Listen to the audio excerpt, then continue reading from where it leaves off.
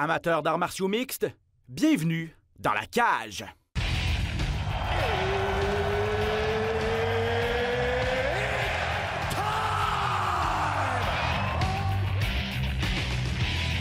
Introducing first, Benoît Baudouin, RDS Info à Las Vegas. and now introducing his opponent. C'est terminé! Victoire de Patrick Côté! Merci beaucoup tout le monde au Québec.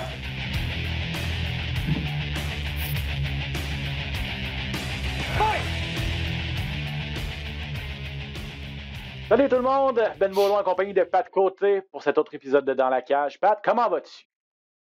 Comment ça va, toi? T'as voyagé? T'es rendu loin? Hein?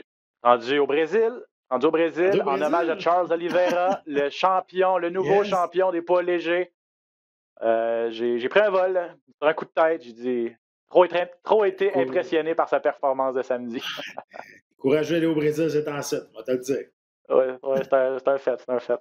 Ah, la magie, la technique là, nous fait voyager. On a hâte de pouvoir voyager, par contre. Hâte de pouvoir retourner voir un UFC sur place. Il y en avait des spectateurs cette fin de semaine du côté de Houston. Ils ont eu droit à tout un spectacle. J'ai regardé ça dans le confort de mon salon. Tu as regardé ça dans le confort du studio, mais non, c'était un bon show quand même. Hein?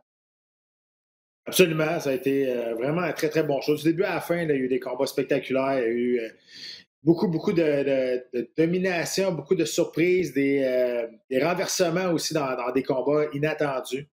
Oui, ça a été un bon gala. On va en reparler bien sûr au cours de la prochaine heure, faire un retour complet sur cette UFC 262. On va mettre la table sur le prochain gala qui a lieu ce samedi sur les ondes de RDS également. Un gala qui met en vedette Rob Font contre Cody Garbrandt. Duel important chez les poids coqs. Comme d'habitude, on va faire le tour de l'actualité dans les arts martiaux mixtes aussi à la fin de l'émission. Mais je le disais d'entrée de jeu, Pat, donc Charles Oliveira, nouveau champion des poids légers de l'UFC. À son 28e combat avec l'organisation, quelque chose comme ça. Le gars, ça fait presque 15 ans. Là. Il a grandi dans l'organisation, est passé par plusieurs hauts, quelques bas également. Mais là, il est en mission. Il était en mission et il peut dire mission accomplie parce que quelle performance il a livré samedi contre Michael Chandler. Ça n'a pas été de tout repos, mais il a fini ça avec un gros point d'exclamation, gros KO au deuxième round. C'est jamais de tout repos avec Michael Chandler. Tu es sûr que ça va brasser. Puis on espère que la tempête arrête à un moment donné. Puis tu seras capable d'y aller avec tes propres performances. Puis c'est ça qui est arrivé. Hein. Au premier round, ça a été à l'avantage de Michael Chandler. Il y a 2 juges sur 3 qui ont donné un 18 au premier round. Moi, je ne suis pas d'accord. Là. C'était un 19. Là. Je pense que 18, c'était très, très sévère. C'est vrai que Oliveira s'est fait ébranler, mais il a essayé quelques soumissions aussi, il a pris le dos. Fait que pour moi, c'était un 19 à l'avantage américain. On savait qu'il allait sortir fort. Chandler, c'était son 2e combat UFC seulement. Il donnait un combat de championnat du monde. Fait que, lui, il avait quand même la pression sur des autres combattants. Il trouvait quand même que ça avait été rapide et avec raison, mais pleinement mérité avec ce qu'il avait fait avec Dan Hooker. Dan Hooker à son dernier combat, exact. Puis du côté du nouveau champion, il était sur 8 victoires de suite, complètement dominé Tony Ferguson à son dernier combat. 7 victoires avant la limite. Puis là, il vient d'en mettre une 8e victoire avant la limite en 9 au total. Une belle séquence pour lui. Là. Tout un retour de Charles Oliveira qui a gagné d'une façon qu'on ne s'attendait peut-être pas. Oui, c'est ça. Et là, avec tout ça, il est le meneur seul au premier rang pour le plus grand nombre de finitions, de victoires avant la limite dans l'histoire de l'UFC. Une de plus que Donald Cerrone. Donc, 17 victoires avant la limite au cours de sa carrière à l'UFC. Charles Oliveira, reconnu pour ses soumissions, mais là, il a fait avec Michael Chandler, c'est, bon, tu l'as dit, là, ébranlé au premier round. Oliveira n'a pas paniqué. Au sol, a pu retrouver ses esprits assez rapidement et Chandler, lui, il est allé vraiment pour la finition parce que a tenté d'y aller avec le coup d'assommoir, là, en fait, puis n'a pas été capable de toucher Oliveira lorsqu'il était au sol. Oliveira bougeait très bien, utilisait une bonne défense également pour éviter les coups. A tenté une prise de soumission, mais c'était peut-être plus défensif à ce moment-là au premier round là, pour éviter des dommages. Puis au deuxième round, ben, c'est ça, on s'attend à une soumission avec Charles Oliveira. Mais il est allé avec une combinaison incroyable et il a réussi à coucher Michael Chandler. C'est ça qui est surprenant, en fait. Là. C'est beaucoup amélioré votre combat de bois. On l'avait dit avant le combat aussi. Et c'est ce qui fait peur peut-être aux autres poids légers, là, en regardant ça, de se dire « Oh, quand je vais affronter le champion, là, j'ai plus à me soucier seulement des soumissions. Il faut que je fasse attention à ces 2 points. C'est ça, c'était pas capable de le battre à terre, tu veux le battre debout, puis là, si tu as un problème de le battre debout, ça va devenir compliqué. Là. On l'avait dit, c'était énormément amélioré au niveau du combat debout. Avant le combat, on savait qu'il était capable de tenir son bout. La puissance allait du côté de Chandler. Il nous l'a démontré en début de combat, mais Chandler, c'est comme ça. Il commence extrêmement fort. Il a passé à travers la tempête. Et moi, ce que j'ai bien aimé, Chandler, ce qu'il a dit en entrevue, l'aspect mental. Et ça, là, ça se passe tellement souvent. Parce que quand il a ébranlé, moi puis Jean-Paul, je dis à Jean-Paul, je dis, pourquoi qu'il ne laisse pas se relever? Il laisse dans le monde, il rentre dans le monde de Charles Oliveira. Oliveira a été capable de s'en sortir. L'arbitre a fait un bon travail, on va dire. Là, on crache les arbitres quand ils font quelque chose de pas correct. L'arbitre a fait un bon travail de laisser aller le combat. Moi, j'arrêtais pas de dire, laisser se relever, c'est là que tu t'as fait du dommage. Il est resté dans la garde, il a assez touché, il n'a pas été capable. Et Chandler, ce qu'il a dit après en entrevue, j'ai trouvé ça bien très honnête de sa part. Il dit, quand j'étais au sol, là, il dit, je pensais tout le temps, il dit, hey, je vais devenir le champion. C'est là, il me reste un coup. Il est comme sorti de son plan de match. Il s'est laissé complètement perdre dans l'idée qu'il allait être champion du monde de l'UFC. Puis ça l'a fait prendre la mauvaise décision. Donc, il voyait déjà le combat fini avant qu'il soit fini. Ça arrive même aux meilleurs. Ça arrive même à des gars qui se battent en combat de championnat du monde. J'ai trouvé ça super intéressant de la manière qu'il amenait ça. Ah, c'est vrai. C'est vraiment laissé emporter par le moment, là. Même s'il est carrément dans l'action et ça a causé sa perte finalement. Mais c'est pas un mauvais perdant, là, Michael Chandler. Tu parlais de son analyse après le gala. Puis à chaud, dans l'octogone, il a donné tout le crédit à Charles Oliveira, tu sais, qui ne l'a pas volé non plus. Puis il a dit, regardez, je vais revenir. Puis là, il sait que peut-être qu'il ne sera peut-être pas à sa prochaine victoire, qu'il va avoir un combat de championnat. Peut-être que là, après avoir eu une chance aussi rapidement, va peut-être devoir coller 2-3 victoires pour revenir, mais il ne semble pas découragé non plus. Cette division-là, Ben, est ridicule. Là. C'est que c'est un Shark Tank, ça n'a pas de sens. Cette division-là, à 155 livres. T'sais, on a Poirier, McGregor, là, on va parler de Dariush, de Ferguson qui est encore là, peut-être de Justin Gaethje, de Rafael Dos Anjos qui est en train de se guérir aussi. Là-dedans, t'as des Dan O'Kerr qui n'est pas fini non plus. C'est ridicule la profondeur de cette division-là. Oui. Puis il y a des bons combats à faire et il y a des bons combats pour les deux finalistes là, de cette fin de semaine. Bon, juste vous dire que, évidemment, 75 000 $ a été remis à Charles Oliveira comme boni de performance. Peut-être un mot là-dessus. Là. Pourquoi 75 000 si vous avez suivi les jours précédents le gala? C'est Tony Ferguson, en conférence de presse, qui a dit pourquoi pas ajouter un petit incitatif là, aux combattants. Et ça, je pense que ça va être juste une seule fois. Là. En tout cas, je pense pas qu'on va faire ça toutes les semaines, 75 000. Mais... L'affaire qui est arrivée, c'est que une des dernières fois qu'ils sont allés au Texas, il y avait Travis Brown. Travis Brown a dit au Texas, tout est plus gros. Et là, finalement, il avait dit pourquoi on ne ferait pas ça avec les bonnies aussi. Là, finalement, Dana White avait parti à rire et il n'avait pas augmenté les bonnies de performance. Et là, Tony revient et en conférence de presse, Tony a tiré sur tout le monde. Hein. Tony était en feu. Bon. Puis, tu sais, il a traité Michael Chandler de chouchou de l'UFC pour avoir un combat de championnat du monde. Tu as eu le traitement de Dana White. Dana White est parti à rire. Mais, en même temps, tout le monde a fait OK, mais il dit ce qu'on veut dire, dans le fond. Il dit peut-être que nous autres, on aimerait dire, mais qu'on ne peut pas. Donc, ça, c'était vraiment cool. Puis, il l'a dit. Il dit, regarde, on est au Texas.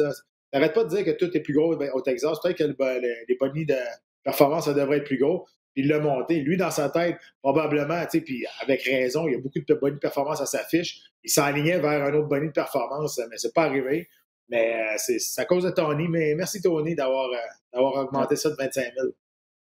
Tony qui a dit, il a dit de Michael Chandler, You've got the Dana White privilege. Le privilège blanc, mais le Dana White privilege, c'est ça qui a fait pouffer de rire Dana White. Et moi aussi, quand j'ai écouté ça, j'ai une très bonne ligne de la part de Tony Ferguson. Malheureusement pour lui, on va en reparler dans quelques instants. Ça n'a pas été comme il a voulu, mais bon.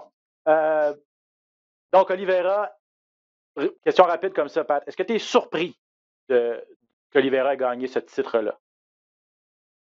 Non, moi, j'avais choisi lui pour gagner. Je savais que Chandler allait sortir fort. Puis, écoute, Je trouve que Oliveira, quand on connaît son histoire, il mérite peut-être pas plus que les autres, mais il mérite d'être champion. Je veux dire, ça fait longtemps qu'il roule sa bosse. Là, il est à 155, il avait commencé à 145. Ça a été freiné un peu à cause de ses coupes de poids qui a manqué aussi la pesée. Il s'est mis un peu l'organisation à dos. Il a perdu des gros combats à 145 contre Cobb Swanson aussi. Ça l'a fait ralentir. Et là, à 155, écoute, ça allait super bien. Il se draine un petit peu moins pour la coupe. Puis non, je pensais vraiment qu'il allait gagner. J'avais mentionné peut-être pas par cause pendant, mais j'avais dit, Kim, il n'est pas juste un combattant debout. Lui, c'est un finisher, puis même debout, il a des très, très bonnes mains maintenant. Puis écoute, il va être compliqué à combattre là, présentement parce que là, on l'a vu qu'il est capable de prendre un coup aussi. Là, on l'a vu qu'il est capable de résister à des charges, ce qu'on n'était pas sûr avant. Fait que non, je pense qu'il a fait un gros statement. Et pourquoi je dis qu'il mérite peut-être plus qu'un autre, ou il mérite beaucoup. Son histoire, lui, là, à l'âge de 7 ans, lui, on lui avait dit qu'il n'allait pas être capable de marcher, plus capable de marcher, plus capable de faire du sport. Il y a eu de l'arthrite au niveau des os. Il avait un souffle au cœur aussi. Et je veux dire, il a été hospitalisé pendant 2 ans de temps quand il était jeune. Puis il ne s'est pas arrêté à ça. Il vient d'une communauté ultra, ultra pauvre dans les favelas. Il s'en est sorti de là aussi. C'est pour ça qu'il a dit, quand il a pris la ceinture, il dit « Brésil, c'est pour vous autres, mais les favelas, on est capable de gagner des choses des autres aussi. » Fait que ce gars, il a un parcours de vie assez inspirant quand tu vois par où tout a passé. Puis je trouve que c'est une belle histoire qu'il soit champion aujourd'hui. Ouais, un combattant qui gagne à être connu, puis surtout que c'est un des combattants qui... puis là, il gagne à être connu. Là, il l'est, là, ou il va l'être encore plus maintenant qu'il est champion. Puis ça a toujours été un des combattants que j'ai trouvé le plus excitant dans l'octogone. Gagne ou perd, il donnait toujours un bon spectacle. Il essayait toujours des affaires ultra créatives. Oui. Puis moi, je le connais quand même personnellement. Je l'ai croisé à plusieurs reprises. Il est tellement gentil. Là. Il est vraiment, vraiment gentil. Fait qu'encore, en plus de ça, je trouve que c'est le fun qu'il ait gagné à cause de ça aussi. Quand tu connais la personne personnellement, c'est sûr que ça fait une différence aussi. Bon, la suite pour les deux gars, peut-être rapidement, Oliveira, je pense que tout le monde s'entend pour dire que c'est le gagnant de Poirier-McGregor. Mais ça dépend c'est qui gagne. Ouais, c'est ça. Si c'est Poirier, OK, pas de problème, mais si c'est McGregor, est-ce que McGregor passe devant Justin Gaethje? Justin Gaethje, à un moment donné, il va falloir aussi qu'il mérite sa chance. Moi, c'était plus le contraire. C'était plus le contraire quand je voyais ça. Moi, si c'est McGregor qui gagne, c'est sûr que McGregor passe devant tout le monde. Ça, c'est sûr. On le sait déjà. McGregor ne va pas avoir un autre combat avant. Il va se voir, il s'en va dans le combat de championnat du monde. Si c'est Poirier qui gagne, écoute, il y a Justin Gaethje là, qui est en arrière puis qui doit, il est le maître. Hey, allô, pourquoi il n'y a personne qui me parle, moi? Fait que, logiquement, ça serait supposé être Justin Gaethje qui a le combat. Là, ça va se battre le 10 juillet quand même, Poirier puis McGregor. Là, après ça, il va y avoir une pause. S'il y en a un des deux ils vont sortir magané de là, on ne sait pas. C'est ça. Moi, je pense que ça s'enligne peut-être vers Justin Gaethje plus que le gagnant de cela. Le gagnant de ce combat-là va se mettre après pour être un aspirant. Moi, c'est de même que je vois ça. Mais écoute, on n'est pas à une surprise. Là. Non, c'est sûr. Puis pour Michael Chandler, est-ce que on entend les noms comme Rafael Dos Anjos, c'est sûr. Beneil Dariush, là, on va en parler dans 2 secondes, mais qui a gagné la plus grosse victoire de sa carrière aussi. Oui, mais encore, on pourrait faire un combat éliminatoire avec Justin Gaethje. Ça, c'est vendeur. Michael Chandler contre Justin Gaethje. Take my money. Je te le dis tout de suite. Donc, je pense que ça aussi, ça serait une autre option à faire.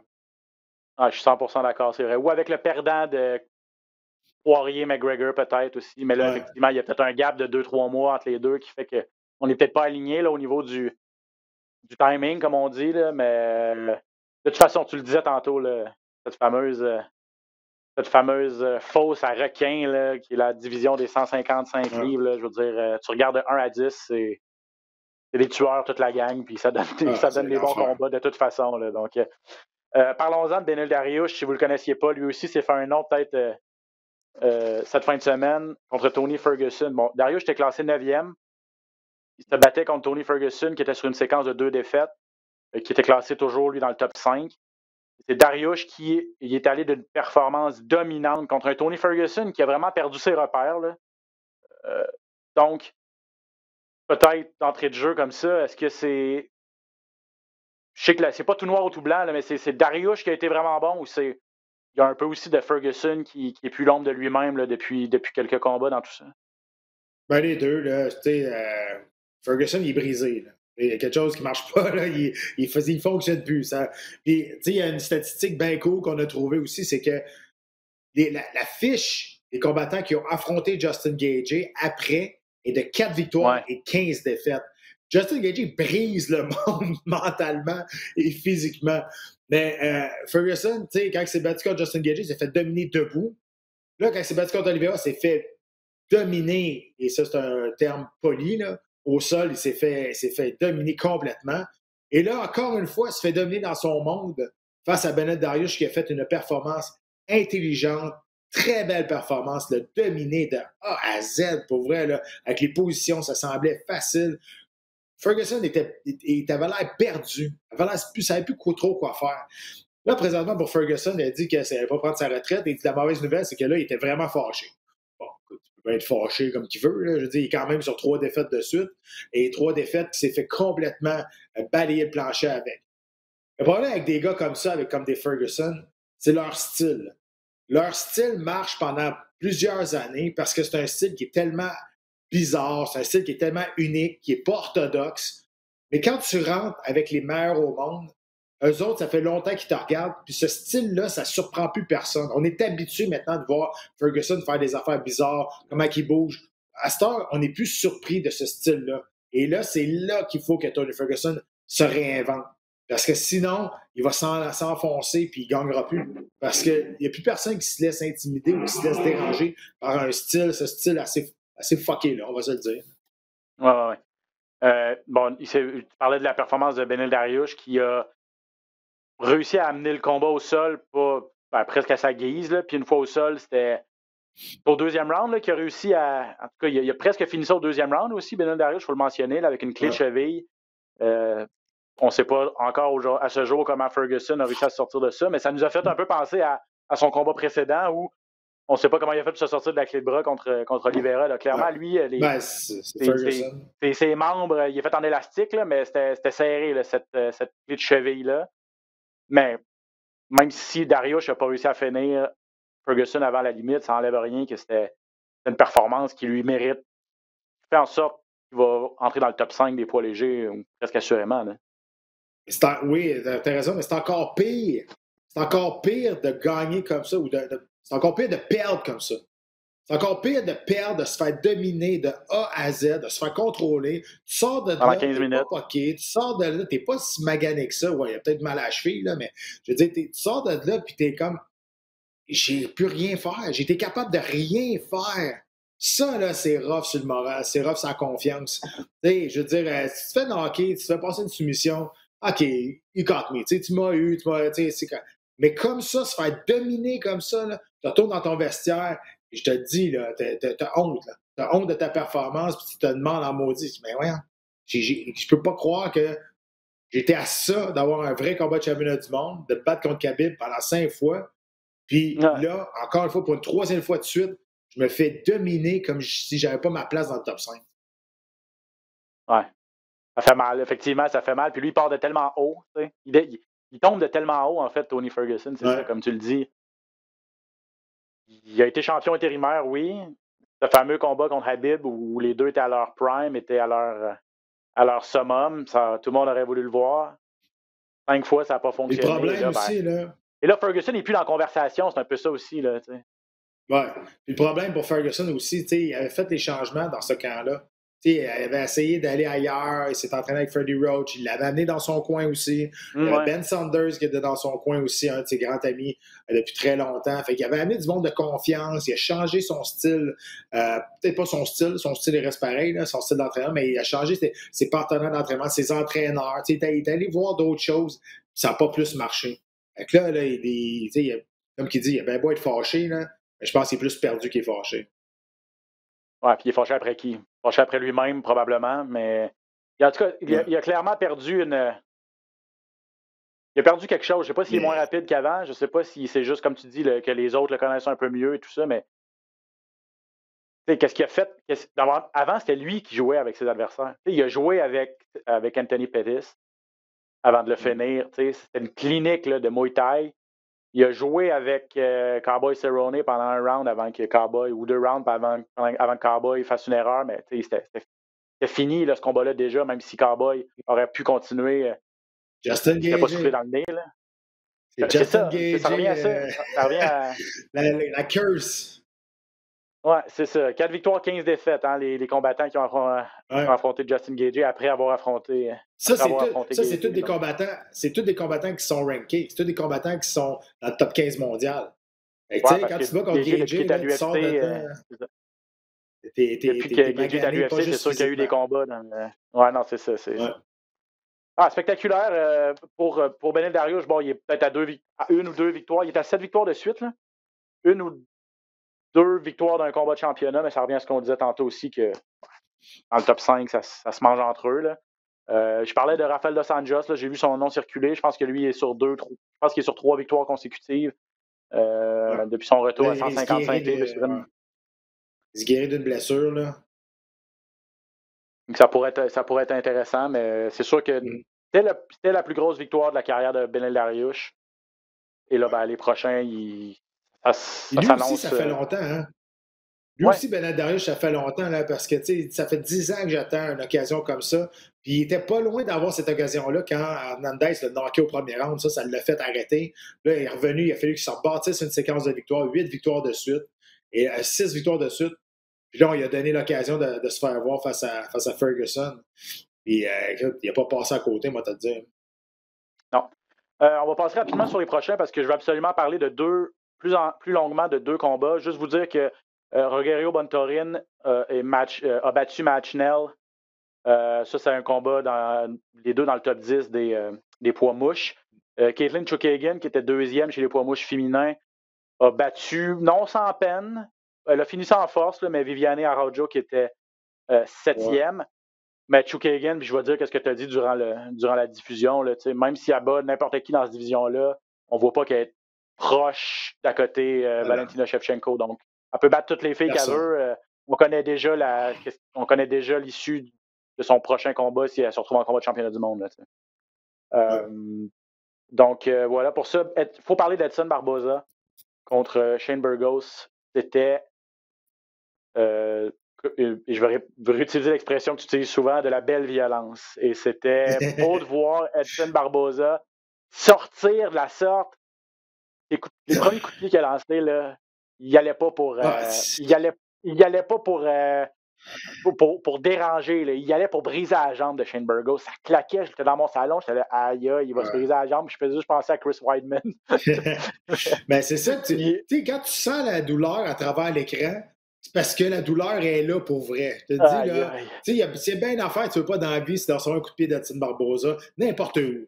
Et il y a une technique. Il y a une technique de coup de pied parfaite. C'est puissant. On savait que ce combat-là, ça allait être incroyable. Et ça l'a aidé. Burgos, il est tough. Burgos, il en a pris du dommage. Il continue d'avancer. Une belle boxe. Il a contre-attaqué.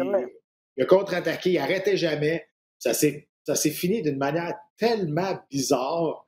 Je ne sais pas si c'est plate que ça soit fini de même, là, parce que le combat, c'est incroyable. Mais ça a été un des meilleurs rounds de l'année. Le premier round, là, ça a été un des meilleurs rounds de l'année. C'était ridicule. Et ça s'est terminé par KO au 3e round. Puis on va en parler là, parce que il y a quelques théories là, qui circulent, notamment, en tout cas, ceux qui ne l'ont pas vu. Edson Barboza au 3e round, il est allé d'une combinaison gauche-droite, assez classique, là, mais qui a vraiment touché Shane Burgos au niveau de la tempe, là, au niveau de l'oreille et tout ça. Et Shane Burgos, continue, puis ça prend un bon 2, 3, 4 secondes. Ouais. Et là, Burgos s'affaisse complètement, recule de 2 pas et s'affaisse le long de la clôture. Là, évidemment, l'arbitre, assez rapidement, a mis fin au combat parce que c'était vraiment comme à retardement. Et là, j'ai vu qu'il y a des médecins là, qui ont publié des trucs. Je ne sais pas à quel point on peut se fier à tout ça, mais ce serait une histoire d'adrénaline, là, en fait. Là, mais mettons l'équivalent d'une... Je ne sais pas si vous avez déjà vu ça, là, mais une poule, que tu y coupes la tête, là, mais elle continue de marcher. Là. C'est à peu près ça. Là. Pendant 2-3 pas avant de s'effondrer, c'est à peu près la même affaire qu'a vécu Shane Burgos. C'est-à-dire que ses connexions étaient complètement... Il était knock-out, mais c'est juste que son corps, l'adrénaline dans son corps a fait en sorte qu'il était capable de rester debout. Mais c'est quand même fou. J'avais jamais vu ça, moi. Non, un retardement comme ça, d'habitude, tu vois ça avec des coups au corps. Tu vas arriver au corps, t'es correct, oh là, la douleur a commencé. Le temps que la douleur embarque, à la tête, d'habitude, c'est instantané, mais des fois, il y a peut-être des retards, mais pas comme ça. Moi, c'est la première fois que je vois ça de ma vie, aussi long que ça. Il a reçu un coup, puis tu as raison, on a compté quasiment jusqu'à 4 secondes avant que les jambes lâchent et qu'il tombe à terre. Oh! Et tu sais, moi, tout de suite, ce que j'ai pensé, c'est peut-être, tu sais, puis je suis pas médecin, là, fait que c'est pour ça que peut-être je paniquais pour rien, mais tu sais, je veux dire, tu sais, hémorragie au cerveau, quelque chose de. Tu sais, le temps que tu frappes, là, là, le dommage arrive. Moi, j'ai pensé à ça tout de suite. Il ne faut pas que ça arrive, là. Je veux dire, non, ça arrive.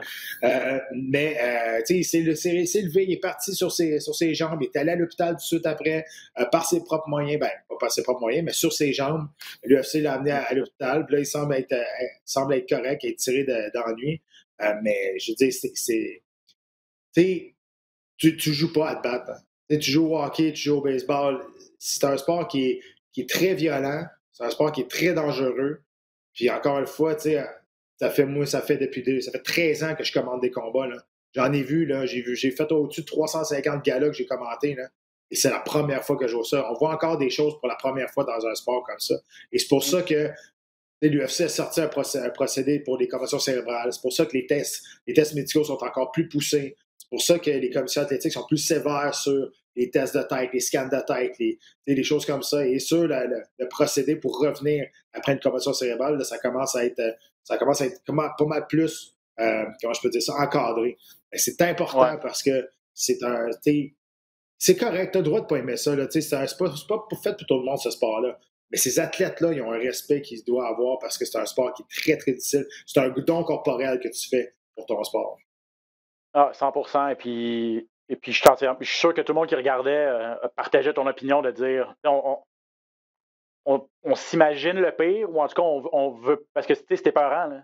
Tu le vois le gars tomber, tu le vois le gars s'effondrer comme ça à retardement, tu sais pas, tu n'as jamais vu ça. Et moi aussi, j'ai eu un peu la même réaction. J'espère qu'il est correct. Heureusement, il s'est levé quand même assez rapidement, puis tout de suite après, il était debout, puis il y avait des accolades avec Edson Barboza, puis le respect entre les deux gars était vraiment, tu le voyais là, à travers l'écran, tout ça, mais effectivement, tout le monde est content que Shane Burgos s'en soit tiré relativement indemne. C'est sûr qu'il va avoir besoin d'un bon break là, pour revenir, puis tout ça, faut pas qu'il revienne trop vite, mais quel guerrier, parce que puis ça a été tout un combat, puis les deux ont mérité Bonnie pour le combat de la soirée grâce à ça aussi. On va finir notre... oui, avec raison. On va finir notre survol de l'UFC 262 avec la contre-performance de Jacare Souza contre Andre Muniz. La grosse performance de Muniz parce qu'il a battu Jacare Souza dans son élément au sol. Mais là, Jacare, c'en est un autre. Là, on parle de Tony Ferguson sur 3 victoires, mais Jacare, c'est encore pire. Et là, lui, je pense que ça commence à être temps que ce soit terminé. En plus, il s'est blessé assez sérieusement avec ça. Mais là, c'est une 4e défaite de suite pour Jacare. Oui, il y a une très, très grosse blessure. Là. C'est le. Je ne sais pas comment ça s'appelle, celui-là, mais c'est l'humérus, je pense. C'est l'humérus. Bon, ben, c'est celui-là qui a cassé. Au début, on pensait que c'était l'épaule qui était disloquée ou le coude, mais c'est vraiment l'os. On devait à la. Mais le plus grave là-dedans, c'est pas l'os, c'est pas la défaite, c'est qu'il s'est fait soumettre pour la première fois de sa carrière. Jacare Souza, tu soumets pas ça. C'est 37 combats professionnels. Dans le monde des 37 combats professionnels, de multiples championnats du monde de Jiu-Jitsu. Pensez-y. Là. Dans ce monde-là des combats, jamais tu penses que tu vas soumettre Jacare Souza. Jamais tu penses que ça va arriver. Mais Muniz il a fait une très, très belle technique à partir du dos. Il est allé chercher, c'était comme un peu un Americana quand il a coincé en dessous du bras. Puis il a twisté complètement le bras. Puis c'est drôle parce qu'on a donné une soumission, mais il n'y a personne qui a abandonné. C'est l'arbitre qui est allé arrêter le combat. Fait que, tu sais, là, je fais un peu mon pisse vinaigre, là, on s'entend. En voulant dire, ça serait supposé d'être un call technique, parce que c'est l'arbitre qui a arrêté le combat et non pas Jacare qui a abandonné. Aussitôt qu'il a vu le bras péter, ben, l'arbitre était venu s'interposer avec raison. Mais dans la réalité, ce ne serait pas supposé d'être une soumission. Ça serait supposé être un call technique. Mais bon, écoute, je pense que ça change rien sur une 4e défaite de suite. Puis c'est vrai que tu dis ça parce qu'en temps normal, pour n'importe qui d'autre, on se dit qu'il perd par soumission, par KO, on s'en fout, il a perdu pareil, mais pour Jacare, vu qu'il n'avait jamais subi de soumission, c'est ça un peu qui fait mal aussi, effectivement, je comprends ton point. 41 ans, là, Jacare Souza, 2 victoires, 6 défaites à ses 8 derniers, 4 défaites de suite. Est-ce qu'on va le revoir? Honnêtement, tu veux jamais voir des légendes de même partir sur une séquence de défaites. Tu espères toujours, OK, t'en gagnes un dernier, puis là, tu t'en vas. Mais là, tu vois que ça marche pas. Là. Je veux dire, il s'est fait knocker avant ce combat-là. Après ça, là, il se fait soumettre. Je pense que, justement, cette soumission-là va être peut-être le champ du signe pour lui. Là. C'est dur à prendre là, pour un gars comme Jacare. Je sais pas, les gars, je sais pas pourquoi ces légendes-là ont de la misère à partir. À un moment donné, il faut voir que ça arrête. Là. Ta carrière va finir à un moment donné. C'est Jacare Souza, Cowboy Cerrone, Anderson Silva qui a finalement dit que c'était terminé. Mais Anderson Silva, je veux dire, depuis 2013, il a gagné juste une fois. Fait que si tu ne suis pas les arts martiaux mixtes depuis avant 2013, tu n'as aucune idée qu'Anderson Silva a déjà gagné un combat. C'est grave, là. Je veux dire, ça met un nombre sur un héritage de combattants assez grave, assez terne. Et Jacare Souza, c'est un peu la même chose. Tu es rendu à 4 défaites de suite, c'est correct. Tu vas rester des légendes dans ce sport-là, mais arrange-toi pas pour qu'on se souvienne de ta descente à place de tout ce que tu as fait dans ta carrière. 100% d'accord. On va se tourner Pat vers ce samedi. Il y a un gala de l'UFC présentant en intégralité sur les ondes de RDS. Gala qui met en vedette Rob Font contre Cody Garbrandt. Rob Font classé 3e chez les poids coqs à l'UFC. Garbrandt classé 4e. Donc, on s'entend que c'est un combat important pour le championnat, ou en tout cas les prochains adversaires d'Aljamain Sterling, Pietarian, dépendamment qui aura la ceinture au terme de leur prochain affrontement. Bref, très important pour la division. Font 3 victoires de suite. A gagné par KO à son dernier combat. Et Garbrandt, lui, ancien champion, on le sait, qui était sur la pente descendante. On se dit, est-ce que Garbrandt sera un jour le même qu'il a déjà été? Il était sur 3 défaites de suite. Finalement, grosse victoire contre Rafael Assunção à son dernier combat. Et là, tout de suite, on le remet dans un combat d'importance comme ça. Comment tu vois le gala de samedi? Rob Font, là, c'est comme... Ce gars-là, on ne l'a jamais vu venir. C'est comme un serpent. C'est comme tissé et monter le top 10. Après ça, top 5. Là, il est rendu 3e. Là, tu dis, voyons, il sort de où? Là, tu regardes son parcours. Tu dis, OK. Tu dis, il n'y a jamais eu des victoires spectaculaires qui ont passé des faits saillants au bulletin de nouvelles. Là, ça n'a jamais été ça. Mais il a gagné contre des adversaires mieux classés, plus avancés. À un moment donné, tu regardes le classement, tu dis, alors, c'est qui ça? Rob Font est rendu au 3e. Ben oui, il est rendu là. Puis il mérite, il a fait des belles performances. Mais là, il va se battre contre Garbrandt, qui ça lui a fait du bien, sa dernière victoire. Là, il était sur 3 knockouts de suite en plus. C'est rough de revenir. Fait que, non, c'est sûr que la puissance va du côté de Garbrandt. Garbrandt, le problème, puis c'est ça qui est arrivé dans ses 3 défaites, c'est que aussitôt qu'il se fait toucher, il perd la carte. Il veut revenir, il tombe en mode street fight.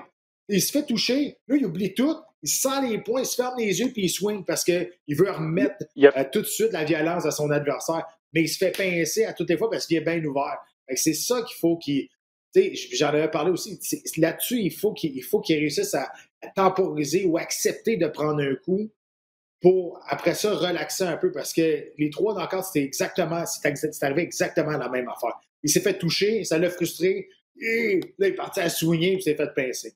Et Rob Font, je pense pas qu'il a la puissance pour le déranger, mais en contre-attaque, dans un échange, tu sais jamais, c'est dès qu'à tronche pas que c'est le bout du menton, c'est fini aussi. Il a gagné son dernier combat par KO technique, par KO, Rob Font.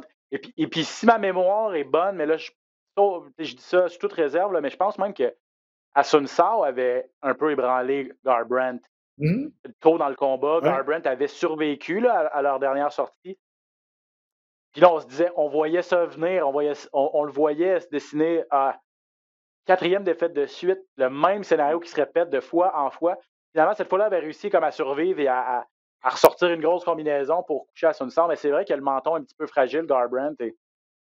C'était à la fin du round, puis Assunção semblait venir un peu plus relax. Il a lancé un uppercut qui venait de Chicoutimi. Là. Il l'a craqué, là, puis finalement, il l'a pincé, puis ça a fini de être là. Et la puissance, ça s'en va pas sur un combattant. C'est la dernière chose qui part d'un combattant, c'est sa puissance. Peut-être qu'il sera plus capable de prendre un coup, peut-être qu'il va être moins rapide, peut-être que sa shape va changer, moins de conditions physiques, mais la puissance, elle s'en va jamais.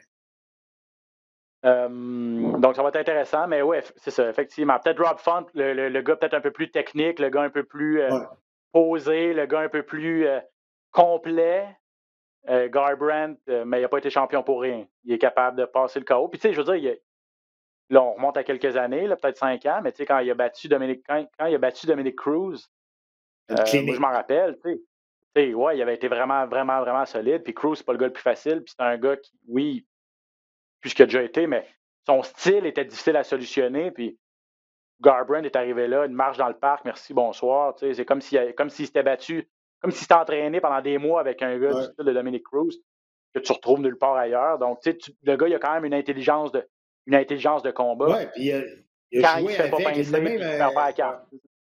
Il l'a même amené au sol, Dominic Cruz. À un moment donné, il l'a surpris, il était avec un double leg. Il bougeait bien la tête. C'était un combat ultra intelligent ce qu'il a fait, mais il ne s'est pas fait frapper dans ce combat-là vraiment, des gros coups de puissance. Puis l'affaire aussi, c'est que Garbrandt, c'est un gars qui a beaucoup d'émotions. En entrevue, dans le combat, quand il s'est battu contre TJ Dillashaw, c'était personnel.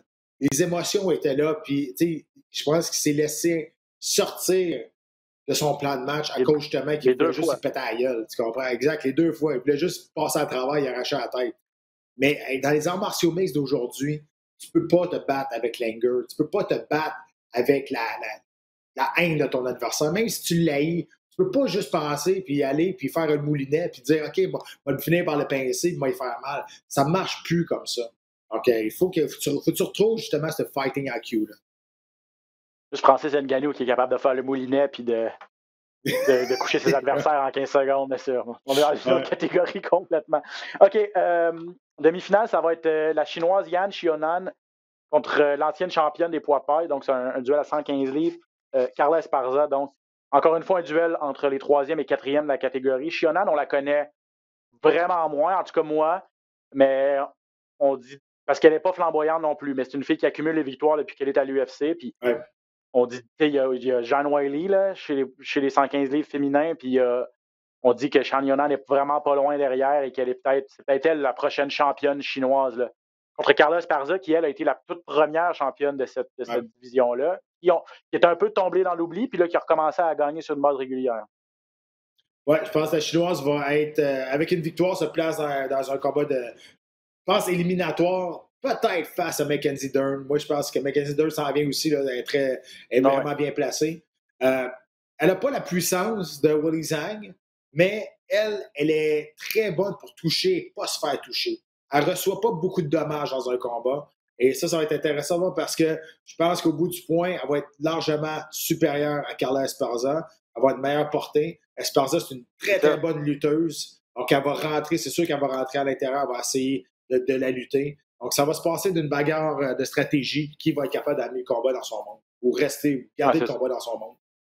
Oui, c'est ça, c'est un choc de style, là, vraiment, parce que Carla Esparza est une petite combattante contre Xiaonan qui est plus grande, comme tu le disais. Donc, ça va être de rentrer à l'intérieur, de tenter de lutter contre la cage, d'amener au sol pour Esparza. Et du côté de Xiaonan, c'est de garder ça à distance puis de travailler son jab, j'imagine, et tout ça. Donc, juste pour vous donner une idée, 6 victoires de suite pour la Chinoise et Esparza, c'est 4 victoires de suite quand même. Donc, les deux n'ont pas volé leur place dans les classements, mais c'est ça. Puis ça va être important pour la suite des choses. Je parle de Mackenzie Dern. Bon, il y a Rose Namajunas qui est la championne maintenant. Qu'est-ce qu'on va faire avec elle? Est-ce que ça va être une revanche contre Zhang Weili? Est-ce que ça va être... Il y en a une autre qui revient.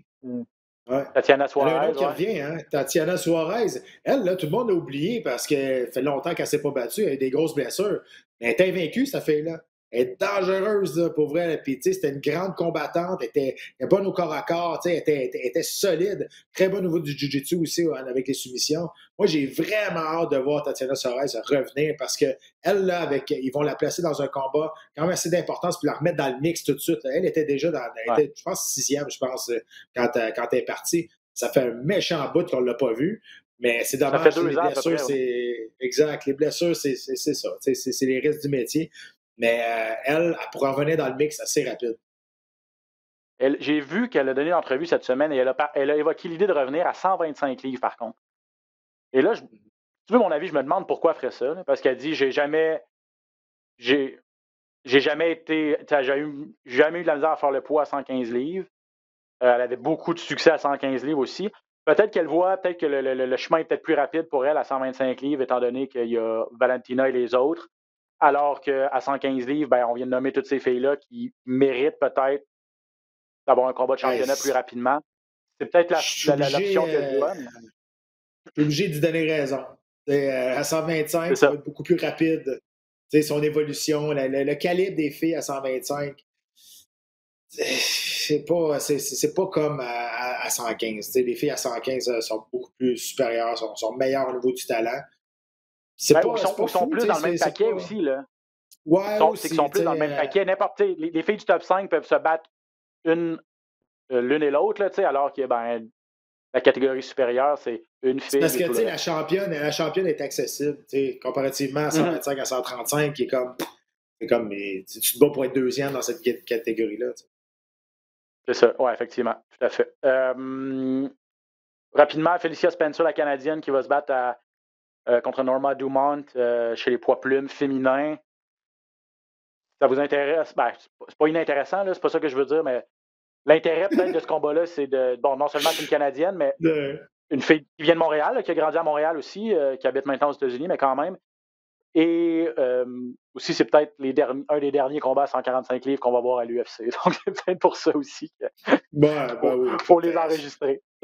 Ah non, là, ils sont dans le sablier là, de la fin de cette division-là, c'est sûr. Ouais. Écoute, normalement, je regarde sur papier puis je connais les deux combattantes. Là.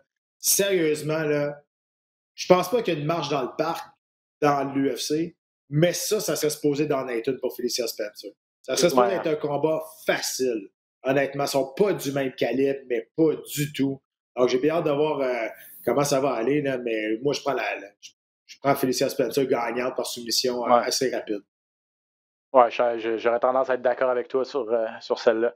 Puis un combat, moi, qui m'intéresse particulièrement, et je trouve qu'on le met loin sur la carte. Là, je regardais la carte. Je pense que ça va être le premier combat de la carte principale, mais c'est Jack Hermansson contre Edmund Shabazian. Jack Hermansson, il y a quoi? Il y a 1 an et demi, 2 ans, il était à un combat d'avoir une chance au titre à 185 livres. Edmund Shabazian aussi, c'était la 8e merveille du monde. Il était invaincu jusqu'à temps qu'il fasse passer le KO par Derek Brunson. Les deux gars sont dans le top 10 aussi. Donc ça aussi, ça demeure important pour la carrière des deux gars. Là. Oui, puis Shabazian, le train a déraillé parce que, c'est comme tu le dis, on le voyait comme la 8e merveille du monde, puis c'est vrai qu'il est très, très bon. Brunson, quand tu te bats contre des combattants, Brunson ne sera jamais champion du monde. Mais il va toujours passer proche. Il va toujours être là. Puis il y a tellement d'expérience contre des athlètes qui étaient très, très haut classés dans sa carrière. D'ailleurs, à Shabazian, ça ne l'a pas impressionné, lui, le train Shabazian, puis il a donné une bonne performance. Donc là, j'ai hâte de voir, c'est sa première défaite en carrière chez Shabazian, comment il va revenir après ça face à Jack Hermansson, qui va être, comme à l'habitude, ultra agressif. Un gars qui n'est pas un combat debout très propre, mais il reste qu'au niveau des soumissions, super dangereux.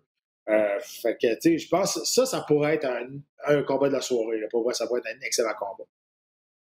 Jack Hermansson, c'est ça, je le disais, qui était sur une belle séquence.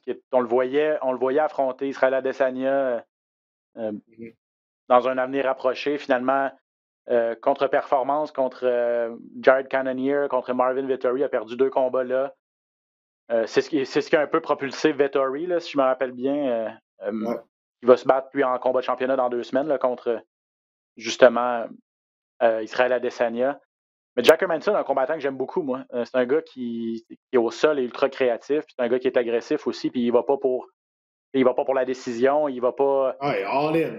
Il va pas à 50%, il va à 100%, puis il veut s'imposer, puis il connaît ses forces. Donc, il donne toujours des bonnes performances. Là, il vient de Finlande, non, de Suède et de Norvège. Suédo-norvégien, on va dire ça comme ça. Ouais, c'est ça. Bref, si vous voulez regarder ça, c'est tout ce gars-là est en intégralité sur la carte, sur les ondes de RDS cette fin de semaine. Ce samedi, il nous reste un petit 5 minutes, Pat, pour parler de peut-être la nouvelle qui a le plus retenu notre attention dans les arts martiaux mixtes, dans les sports de combat, disons ça comme ça, cette semaine. Et ça touche Georges Saint-Pierre. Vous avez peut-être vu ça passer, là. Il y aurait eu des discussions pour Georges Saint-Pierre afin d'affronter dans un combat de boxe Oscar de la Hoya. Et c'est Dana White, le président de l'UFC, qui aurait refusé, qui aurait mettrait des bâtons dans les roues de Georges Saint-Pierre. Parce qu'il faut dire que Georges est encore sous contrat avec l'UFC. Donc, c'est dans les droits de l'organisation de refuser à ses athlètes d'aller se battre sous d'autres bannières. Hein? Bon, là, il y a plein de choses qu'on va mettre au clair présentement pour que le monde comprenne pourquoi que c'est si compliqué, pourquoi que Georges n'est pas libre de prendre ses propres décisions. De un, Dana White et Oscar de la Hoya, ils se détestent. Donc, Dana White ne veut pas faire de l'argent à Oscar de la Hoya. Ça, c'est une des raisons. Deuxième raison, c'est Trailer. Trailer, c'est comme la compagnie de promotion qui veut faire ce combat-là. Dana White n'a aucun respect pour les gens de Trailer, aucun respect pour les shows qu'ils font. Donc, c'est ceux qui créent des combats avec les frères Paul, là. Jake et Logan Paul, les YouTubers qui sont maintenant boxeurs, se battent pour Trailer. Et c'est des combats quand même qui. Les gens achètent ça. Là. Il y a un intérêt vraiment pour ça. Mais Dana White, on a parlé lui en pas. Là. On y en a parlé cette semaine, puis il a envoyé chier le journaliste qui a posé la question. C'est ça, exact. Puis, c'était supposé être un combat de 8 rounds de 2 minutes. Moi, ça fait longtemps que je le sais, puis toi aussi, ça fait longtemps que tu le sais, je te l'avais dit, mais on n'avait pas le droit d'en parler, que ce combat-là était supposé s'en venir. J'en ai parlé à Georges. Georges, lui, il est sûr et certain qu'il passait à travers. Puis honnêtement, présentement, je pense que oui. Je pense pas quand De La Hoya était dans son prime, ça aurait été différent. Mais là, De La Hoya, il n'est plus là. Je veux dire, il est plus vieux, il est pété. On sait tous ces démêlés avec des problèmes de consommation. Ouais. Exact. Et là, la raison pourquoi Dana White s'interpose là-dedans et qui interdit Georges de ne pas se battre, c'est que quand tu prends ta retraite avec l'UFC, si tu es encore sous contrat avec eux, ils ont les droits sur toi pendant 5 ans après ta retraite. Et là, si tu fais le compte vite, Georges a pris sa retraite en 2017, peut-être 2018. Là, ça dépend où ce qu'on dit qu'il a vraiment annoncé sa retraite. Il l'a-tu vraiment annoncé? On ne sait plus non plus. Là, mais si on prend, mettons, 2017, là, donc ça nous met en 2022, il va être finalement libre de son contrat de l'UFC. C'est pour ça que présentement, Dana White a un droit de veto là-dessus, il a un droit de dire non, moi je ne laisse pas ce combat-là faire pour toutes les raisons que je vous ai données. Pas juste à cause du contrat de Georges, mais à cause que c'est dans ce cas de la à cause des trailers. Tout ça ensemble, ça ne marche pas avec Dana White. Peut-être que si ça avait été, c'est ça, quelqu'un d'autre qu'Oscar de la Hoya, il y aurait peut-être quelqu'un d'autre et une autre organisation que Trailer, peut-être qu'il y aurait plus de chance. Par exemple, on parlait... J'ai lu quand la nouvelle est sortie, l'opinion des gens est très partagée. Hein. Je pensais que tout le monde allait dire ben ouais, mais l'opinion des gens sur ce genre de combat-là, en tout cas sur les forums francophones que j'ai lus, c'est assez partagé. Hein, parce qu'il y a du monde qui ne veut pas le voir ça, pas en tout. Il y a du monde qui ne comprennent pas pourquoi Georges allait faire ça. Il y a du monde qui sont bien emballés. Écoute, je veux dire... et Georges m'a dit aussi, il m'a dit, tu sais, moi, je voulais faire ce combat-là et je voulais exiger dans le contrat qu'une partie de la bourse allait être donnée dans une fondation. Donc, de notre choix, une fondation qu'il fallait que ça soit dit d'avance. Donc, ça c'est super. Mais, je veux dire, on s'entend, ce combat-là, on met ces deux-là, puis on fait une campagne de promotion comme les bonnes personnes sont capables de faire. Je veux dire, c'est un 50-75 millions d'impoches à Georges. On s'entend, c'est ça la réalité. Et c'est ça qui est plate un peu. C'est un peu. C'est plate beaucoup. Là, on s'entend, c'est beaucoup d'argent. C'est très plate. Mais tu sais, au bout de la ligne, je ne dis pas que Georges a besoin d'argent, mais je dis juste que je veux dire, il n'y a pas grand monde qui peut cracher sur 75 millions. Là. Ben non, mais c'est ça. C'est juste c'est plate qu'on empêche un gars on empêche un gars de faire de l'argent, beaucoup, beaucoup d'argent, pour peut-être des raisons personnelles qui sont les raisons de Dana White. Parce que, ouais, c'est ça. Puis, mais Dana White, c'est un businessman aussi. Fait que c'est sûr que lui, il n'y a pas d'avantage à permettre à quelqu'un qui est sous contrat avec lui d'aller se remplir les poches et d'aller remplir les poches d'une autre organisation rivale, entre guillemets, même si ce n'est pas des concurrents directs. Je pense pas qu'il le fait pour empêcher Georges de faire des sous, mais il dit, regarde, tu veux te battre, Georges, là, pas toi avec l'UFC, on va trouver un terrain d'entente, on va pas te battre avec le voisin, il y a ça. Il y a ça, puis il y a le fait aussi que c'est pas arrivé souvent. En fait, c'est arrivé, à ma connaissance, une seule fois. Où, on parlait souvent de méga combats là, entre les champions de Bellator et les champions de l'UFC. Ça ne s'est jamais concrétisé. Entre les champions de Pride et les champions de l'UFC, ça ne s'est jamais concrétisé, à part Pride qui a prêté ses combattants à l'UFC à l'époque. Je ne sais pas si Chuck Liddell était là-dedans, entre autres, et tout ça, mais on parle il y a plusieurs années. Ça fait longtemps que les fans réclament hey, on aimerait ça, des cross-promotions en bon français. Et l'UFC a toujours été très protecteur envers sa propre marque, il n'a pas voulu s'embarquer là-dedans. La seule fois qu'ils sont embarqués là-dedans, c'était avec Mayweather Promotion. Mais ils ne sont pas fous, ils ont c'est des businessmen, c'est des comptables, ils font le calcul, puis ils disent on va s'en mettre plein poche, nous autres aussi, si on fait une copromotion.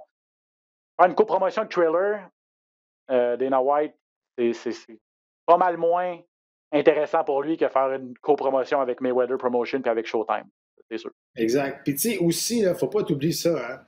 C'est qu'à date, à toutes les fois qu'on a fait des combats boxe face à un combattant d'arts martiaux mix, les gars des arts martiaux mix ont tous perdu. C'est Frank Mir, Ben Askren, Conor McGregor. Tu sais, on veut peut-être pas ça aussi là, pour l'UFC, qu'il y ait un autre qui aille et qui perde. Moi, je pense qu'il ne perdrait pas, là, mais je veux dire, ça, c'est bien mon opinion bien personnelle. Mais oui, tu as raison. Là-dedans, c'est. Bon, il y a un peu, beaucoup de haine envers Oscar De La Hoya et envers Thriller. Donc, c'est beaucoup une raison personnelle, mais aussi, il y a beaucoup de. Je veux dire, c'est ça, je te dis, c'est deux entreprises. C'est comme tu l'as dit, c'est deux entreprises qui gèrent des millions et des milliards. Puis, à un moment donné, ben, ça vient au bout de la ligne, puis c'est ces chiffres en bas qui comptent aussi. Écoute, peut-être qu'on en rediscutera dans 2 ans quand Georges va être libéré de son contrat de l'UFC. S'il veut se battre encore, puis si Oscar De La Hoya a encore besoin d'argent, on verra. Ouais, c'est ça.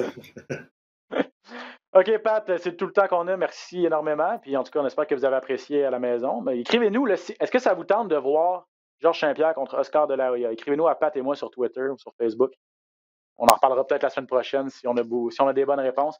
D'ici là, écoutez bien sûr le gala de l'UFC sur les ondes de RDS ce samedi. Pat, merci beaucoup. Merci, mon Ben. À bientôt tout le monde pour un autre épisode de Dans la cage. Ciao.